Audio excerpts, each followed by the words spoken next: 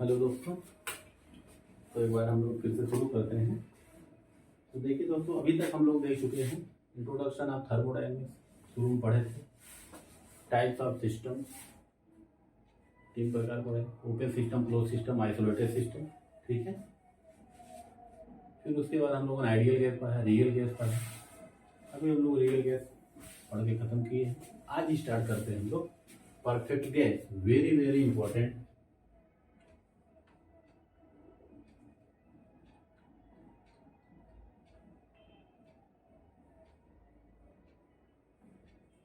Perfect gas question आता है। ठीक है। तो सबसे पहले अब हमको ये देखना है कि परफेक्ट गैस कौन कहलाती है, या किस कंडीशन में हम लोग गैस को परफेक्ट गैस कहेंगे। ठीक है। तो लिख लीजिए definition. Those gases,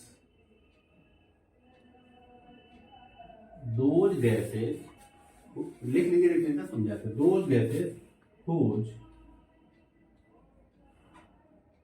Cp and Cv does not change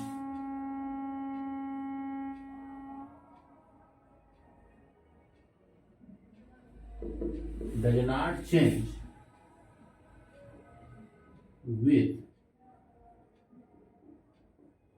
pressure and temperature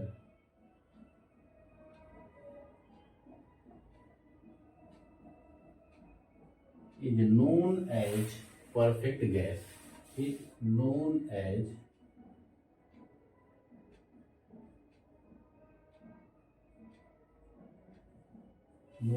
perfect gas. ठीक है। मतलब वे गैस है जिनका Cp और Cv प्रेशर और टेम्परेचर के साथ न बदले, वो गैस कहलाती है हमारी परफेक्ट गैस। ठीक। अब प्रेशर चाहे घटाएं चाहे बढ़ाएं, टेम्परेचर घटाएं या बढ़ाएं, Cp और Cv हमेशा कांस्टेंट रहेगा। मतलब कहने का यह है Cp एंड Cv फंक्शन नहीं है किसका, प्रेशर और टेम्परेचर का। ठीक। कुछ भी प्रेशर, चाहे जितना प्रेशर कर दिया जाए, Cp और Cv के मान के ऊपर यदि प्रभाव कोई नहीं पड़ता है तो वो गैस हमारी कहलाती है परफेक्ट गैस। और क्या हो सकता है परफेक्ट गैस में? परफेक्ट गैस में इंटरमॉलिक्यूलर फोर्स को क्या लिया जाता है, नेग्लिजिबल लिया जाता है। ये सब एजम्पशन है। Intermolecular force is negligible between gas molecules of perfect gas. ठीक है। तो ये डिफिनेशन आप लोग नोट कर लीजिए। हम लोग अब देखते हैं, बहुत मजेदार टॉपिक है। ठीक है,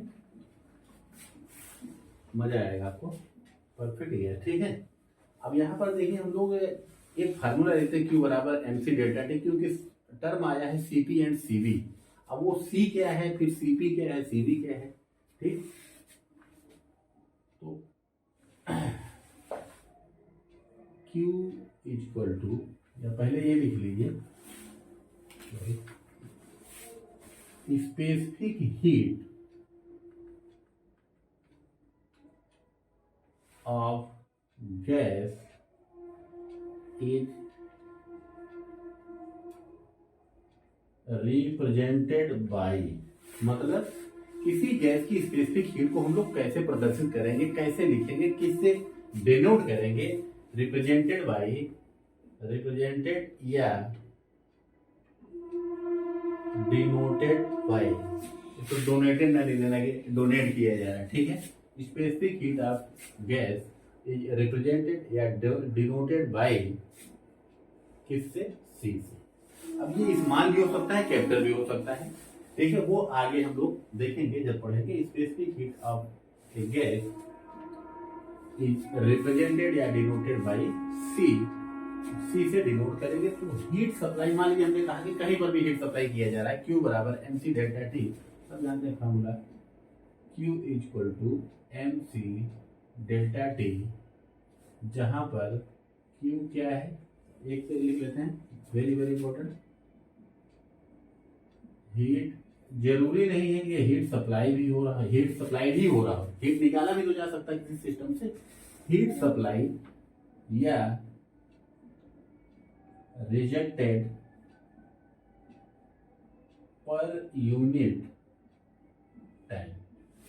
ठीक है। अब देखिए हीट मतलब energy, joule per unit time, time का मतलब सेकंड, जूल पर सेकंड, इसका मतलब इसका मात्रक क्या होगा, जूल पर सेकंड या वाट। ठीक है। दूसरा क्वांटिटी हमारा क्या है, M, quantity of gas, kg में लिया जाएगा। गैस की मात्रा कितनी है, सी क्या है, स्पेसिफिक हीट, डेल्टा टी क्या है, टेम्परेचर डिफरेंस। ठीक है। केल्विन में लिया जाए, क्योंकि कहीं पर भी हम लोग टेम्परेचर मेजर करते हैं, जो भी लिखते हैं एब्सोल्यूट टेम्परेचर में तो केल्विन में लेंगे, सेंटीग्रेड में रहेगा तो उसको हम केल्विन में बदल लेंगे कैलकुलेशन करते समय। ठीक है। तो ये हम लोग अभी एकदम बेसिक से स्टार्ट करते हैं, ध्यान से पढ़िएगा, बहुत मजा आएगा, बहुत आपको समझ पक्का आएगा। ठीक है। तो ये रहा। अब हम लोग देखते हैं कि ये सीपी कब होगा, सीवी कब होगा, और तीन कंडीशन यहाँ पे लगाते हैं या तीन केस पढ़ते हैं। तो केस फर्स्ट हेडिंग डालिए।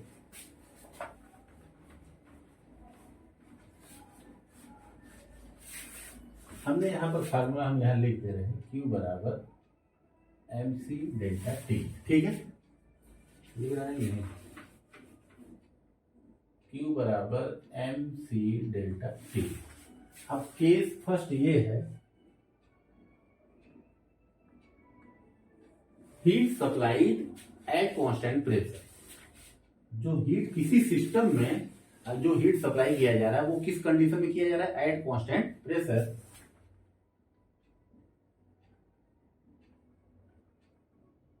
Heat supplied at constant, condition दे रखा है कि जो हीट सप्लाई कर रहे हैं हम लोग कांस्टेंट प्रेशर पर कर रहे हैं, मतलब कि P बराबर कांस्टेंट होगा। तो Q किस कंडीशन के लिए हम लोग कर रहे हैं, P बराबर C के लिए। तो जो इक्वेशन में C है, अब वो क्या हो जाएगा, Cp हो जाएगा, specific heat at constant pressure, mCp delta T, जहां पर Cp क्या है, specific heat of gas at constant pressure, eight constant pressure. ठीक है, ये रहा केस फर्स्ट। यहीं पर देखते हैं केस सेकेंड। अब हम लोग कांस्टेंट वैल्यू पर हीट सप्लाई करेंगे। Heat supplied at constant value. तब अब ये जो C है वो क्या हो जाएगा, CV हो जाएगा। Q बराबर mCV डेल्टा T, जहां पर CV क्या है, specific heat at constant value, specific heat at constant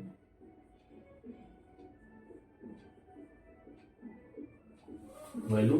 ठीक है, ये केस 1 और 2 पढ़े, इसको नोट कर लीजिए, फिर ऊपर से शुरू करेंगे। ठीक है,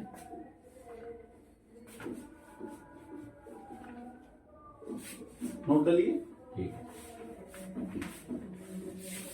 केस सेकंड हम लोग पढ़ लिए। केस थर्ड, कांस्टेंट प्रेशर देख लिए, कांस्टेंट वॉल्यूम देख लिए, अब कांस्टेंट टेम्परेचर देखते हैं। तो heat supply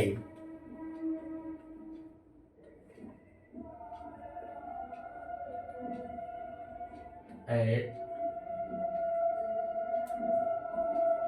constant temperature, T बराबर कांस्टेंट टेम्परेचर पर हीट सप्लाई किया जा रहा है, तो फिर नाम क्या देंगे, इस प्रोसेस का क्या नाम होगा, आइसोथर्मल प्रोसेस, मतलब समतापी प्रक्रिया। ठीक, समतापी, टेम्परेचर हमेशा कांस्टेंट रहेगा। अब फार्मूला देखिए, Q बराबर mc डेल्टा T। मान लीजिए डेल्टा T है क्या, वो टेम्परेचर डिफरेंस है, मतलब T2 माइनस T1 यही तो होगा डेल्टा टी। लेकिन कहा गया टी क्या है, कांस्टेंट। जो T2 होगा वही T1 होगा, ये 0 हो जाएगा। क्यों? क्योंकि T1 और T2 क्या होंगे, बराबर होंगे किसके, टी के। इसी तभी तो ये टेम्परेचर कांस्टेंट है, तभी तो आइसोथर्मल प्रोसेस होगा। तो Q बराबर 0। क्या ऐसा संभव है? ये सब पॉसिबल नहीं है, क्यों? हम तो हीट सप्लाई कर रहे हैं लेकिन कांस्टेंट टेम्परेचर पर कर रहे हैं, तो क्या 0 हो जाएगा? Not possible.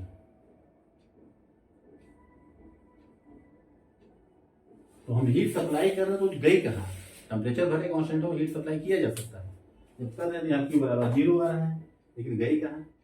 यहीं से कॉन्सेप्ट आता है लेटेंट हीट का। ठीक है, इसका लेटेंट हीट गुप्त ऊष्मा जो कि हमको दिखती नहीं है। ठीक ठीक है, नोट कर लीजिए आप, इसको नोट कर लीजिए। ठीक,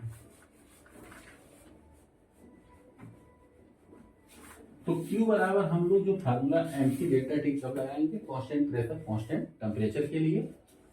जो केस थर्ड था हमारा एट कांस्टेंट टेम्परेचर, Q बराबर m इंटू एल, जहां पर m क्या है, क्वांटिटी ऑफ गैस, गैस की मात्रा क्या है, L क्या है, लेटेंट हीट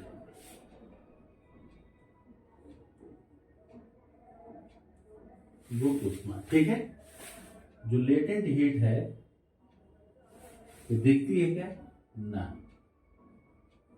नॉट विजिबल। क्या है, लेटेंट हीट ऑफ मटेरियल। कुछ भी होगा, कोई भी मटेरियल हो, कुछ न कुछ उसकी लेटेंट हीट होती होगी। जैसे वाटर है, आइस है, सॉलिड होगा, स्टील है, कुछ भी हो, उसका कुछ न कुछ लेटेंट हीट होगा। ठीक है, तो जब लेटेंट हीट की बात आएगी तो वहां पर दिमाग में स्ट्राइक करना चाहिए कि टेम्परेचर क्या होगा, कांस्टेंट होगा। हीट सप्लाई किया तो जा रहा है, टेम्परेचर में कोई परिवर्तन नहीं हो रहा है, लेकिन फेज चेंज हो रहा होगा। जैसे देखिए, फेज चेंज के दौरान भी ये लेटेंट हीट, आगे हम लोग पढ़ेंगे, जब लेटेंट हीट आ रहा होगा इसका मतलब फेज चेंज। जब एक अवस्था दूसरे अवस्था में बदलती है तो उस दौरान फेज चेंज होता है, और उस दौरान टेम्परेचर क्या रहता है, कांस्टेंट रहता है। टेम्परेचर कांस्टेंट रहता है तो हम लोग Q बराबर किसके थ्रू हीट सप्लाई करते हैं, Q बराबर m इंटू एल। जब पढ़ेंगे हम लोग TS diagram, PV diagram steam table में, तो वहां पर देखेंगे, मजा आएगा, बहुत बहुत ही इंटरेस्टिंग टॉपिक रहेगा। ठीक है, तो ये रहा आपका बेसिक चीजें अभी हम लोग पढ़ रहे हैं। अब देखिए, किसी भी गैस की बात अगर किया जाए तो किसी, अब मान ली हमने कहा गैस है, और गैस कौन सी, हमने परफेक्ट गैस ली है, तो किसी भी गैस के लिए केवल 2 स्पेसिफिक हीट होते हैं, 3 नहीं हो सकता। CP CV होगा, CT होगा क्या, CT नहीं होगा। क्यों? क्योंकि जब Q बराबर जैसे ही करेंगे CT तो कांस्टेंट, Q बराबर क्या आ जाएगा, 0, तो वहां पर CT नहीं होगा। तो नोट में डाल के लिख लीजिए, for a gas only 2 specific heat। किसी गैस के लिए केवल और केवल 2 स्पेसिफिक हीट, विशिष्ट ऊष्मा होती, जो कि CP और CV। For a gas there is only 2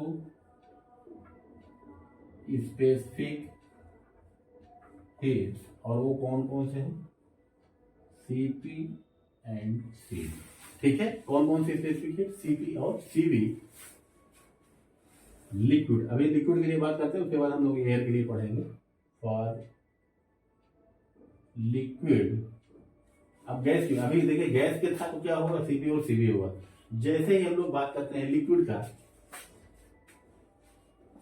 अच्छा एक चीज थोड़ा सा यहाँ देख लेते हैं। जैसे हमने कहा एयर, ठीक है, तो छोड़ दीजिए, गामा इक्वल टू पढ़े होंगे हम लोग, गामा क्या होता है, CP अपॉन CV।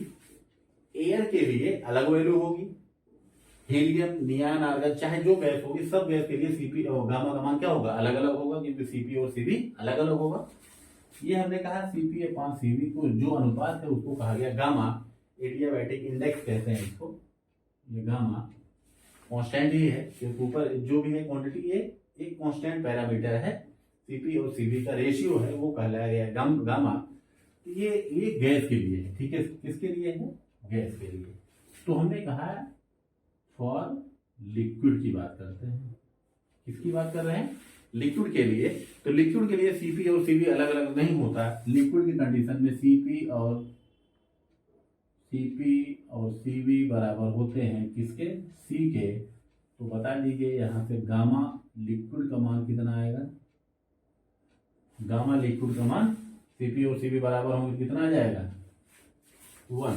यही कंडीशन होता है फॉर सॉलिड। केवल गैस की बात करें तब Cp और Cv आएगा, बाकी सॉलिड हो या लिक्विड हो कुछ भी हो, और सॉलिड Cp बराबर Cv बराबर C, तो गामा सॉलिड के लिए भी क्या आएगा 1 आएगा। ठीक, गामा का मान लिक्विड और सॉलिड के लिए हमेशा 1 होगा। ठीक है, और उसके लिए जो स्पेसिफिक हीट होगा केवल और केवल उसको हम लोग C बात करेंगे, ऐसा नहीं होगा Cp बात करें Cv बात करें। ठीक है, ये हम लोगों ने कुछ ऑब्जेक्टिव टाइप ऑफ क्वेश्चन के लिए लिखा है। अब यहाँ पर हम लोग जो एयर है, एयर एक एग्जाम्पल है किसका, परफेक्ट गैस का, तो यहाँ पर लिखते हैं हम एयर की स्टडी करते हैं।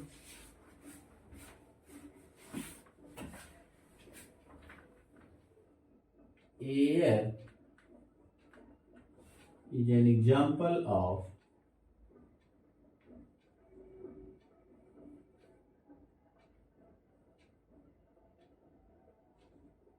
Perfect gas. ठीक है, तो एयर की बात करेंगे, Cp किसके लिए, एयर 1.005 किलो जूल पर केजी। ठीक है, किलो जूल पर केजी केल्विन। क्यू बराबर mc डेल्टा टी, उसी आएगा क्यू m डेल्टा टी। ये हो जाएगा क्या, किलो जूल या जूल, क्योंकि heat supply per unit area per unit time what होगा या किलो जूल। ठीक है,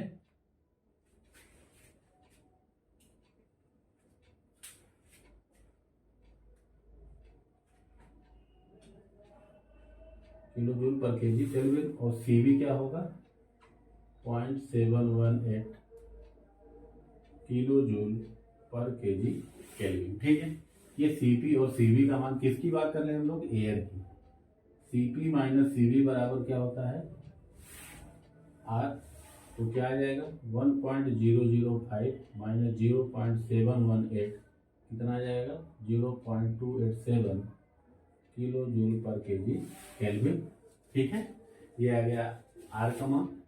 Cp अपॉन Cv आएगा गामा एयर, तो डिवाइड कर दीजिए 1.005 डिवाइडेड बाई 0.78 1.4 आएगा।